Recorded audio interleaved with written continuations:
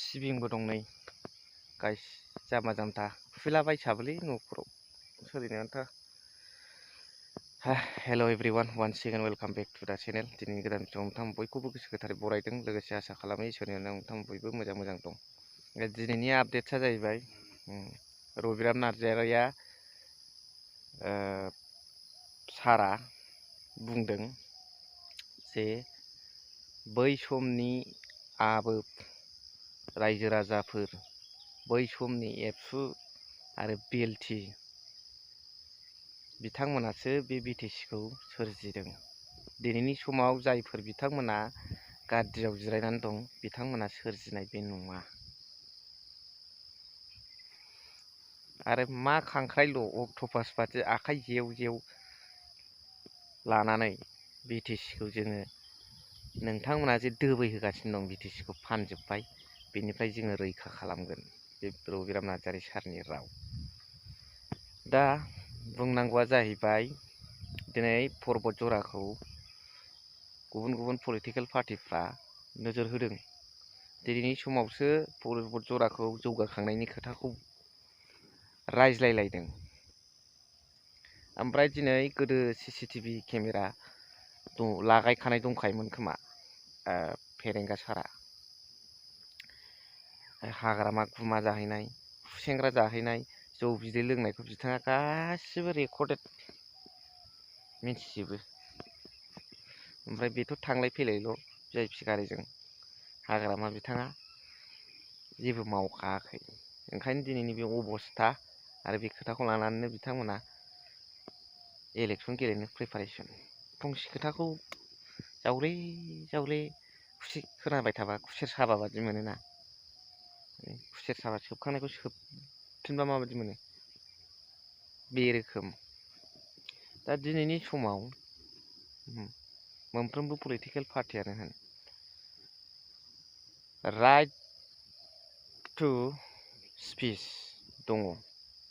दा बेवहाय बिदि बुंनानै आरो मिडियाखौ डेम'क्रेसिनि फर्थ पिलार होननानै जोङो मोनफ्रोमबो खोथाखौनो मिडियायाव दल दामनानै खोन्थाग्रोनाय बा खोन्थानाय, लोगोसे जायफोर बिथांमोना दा सरखार सालायगासिनो दङ बे बिथां सारमोना खोथायावल' बुंबाय थानानै खामानियाव गैयाब्ला बे जिर' जाहैयो।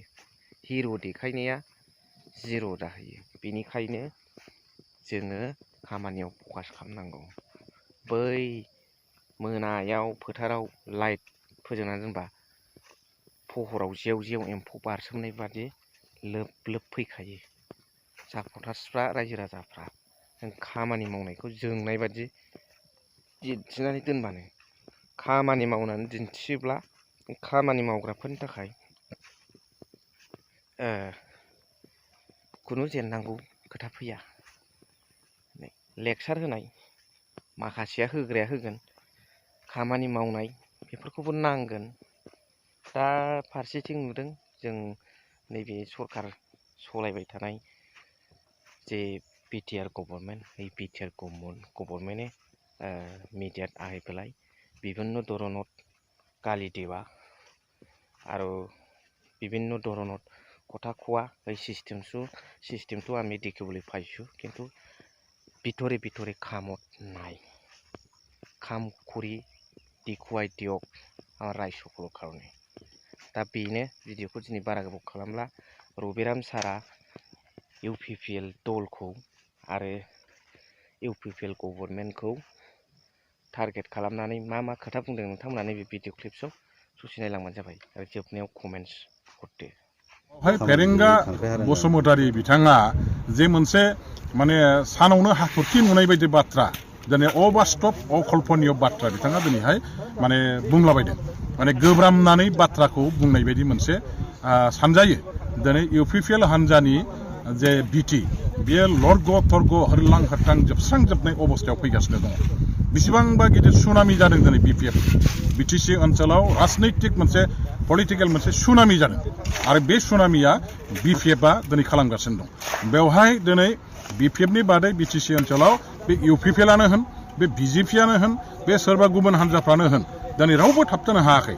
बे BPF-नि पलिटिकेल सुनामियाव बयबो उरायजोबदों आरो बे खारनाव दिनैहाय बिथांमोनहा गोसोआव मोनसे गिखांनाया फैदों मोनसे माने बिथांमोनहा माने नार्भास जानाया फैदों जे गिदजाब UPPL-नि मानसि BJP-नि मानसिफ्रा BPF-आव फैबाय जिहेतु BPF-नि जानानैनो खाम्फा बरगयारिया चिरां दुवार्सआव इलेक्सन गेलेनानै आरोबाव देरहाफिनबावनानै फैबाय थानाय 2025आव हाग्रामा महिलारिनि आगोलनि बायदि डिपुटि चिफ जानानैनो BTC-खौ सालायफिनगोन रेंगा बसुमतारिया माने अनला खारियाव आगान थायै पास पैसाबो दाम गैयै बाथ्राखौ बुंनानै मानसिफोरनि सिगाङावहाय गावनि गोब्रामनाय माखासे बे जे दिनै मोजां अबस्थायाव गैया मानसिया जे असुस्थ अबस्थायाव दङ बेखौसो फोरमान होनानै लानाय जादों रेंगा बसुमतारिया दिनैनि दिनाव गावनो जे मिथिया जे BTC-आ बिथांमोननि जोनोम होनाय नङा जे BTC-नि गाद्दियाव जिरायनानै दिनैहाय बिथांमोनहा सासन खालामबाय थादों 2003 सनाव हाग्रामा महिलारि BLT आरो बै समनि आबसु BPC-आ जोनोम होनाय आन्दलननि मोनसे फिथाइ 6 शेड्युल जे अट'नमास काउन्सिल इन्डियान कनस्टिटिउसननि बियो दिनै जायफोर काउन्सिलाव जिरायदों बे नेताफोरा जोनोम होनाय नङा 6 शेड्युल अट'नमास काउन्सिल दा BTC जे दङ बे जायगा BLT बै समनि आबसु नेताफोर BPC-नि नेताफोर आबोब दुब्बा हारिमु आफाद आरो हाजार हाजार लाख संग्रामी बर' रायजो राजाफ्रा जोनोम होनाय मोनसे एरेन्जमेन्टसो आरो बे एकमात्र BTC जोनोमदाता 6 शेड्युल जोनोमदाता हाग्रामा महिलारि BPF हानजानि दैदेननायाव जानाय जिनिस दा बे BTC-खौ रैखा खालामनांगौनि थाखाय जोंहा दायित्व दं मा खांख्राइल' जों अक्ट'पास जानानैब्लाबो BTC-खौ रैखा खालामगोन हमथागोन अक्ट'पासनि आखाइजों जोङो माने गासैबो आखाइखौ बाहायजोबनानैब्लाबो खांख्राइनि जेसेबां आखाइ दं बेखौ बाहायजोबनानैब्लाबो जोङो BTC-खौ गोबाथुमनानै हमथानानै लाखिगोन दिनै बिथाङा BTC-नि सायाव बाथ्रा बुंनायनि खुनु अधिकारानो गैया खारन BTC 6 शेड्युलआ हाग्रामा महिलारियासो सृष्टि खालामनाय BLT आन्दलनकारि भाई बन्धुफोर बै समनि आबसु BPSC आबोब दुब्बा हारिमु आफाद आरो आन्दलनकारि आइ आफा लाख रायजो राजायासो जोनोम होनाय बिथांमोन जोनोम होनाय नङा बेनि सायाव बाथ्रा बुंनायनि बिथांमोनहा अधिकार गैया स' थेंक इउ भेरि माच फर वाचिं लाभ इउ अल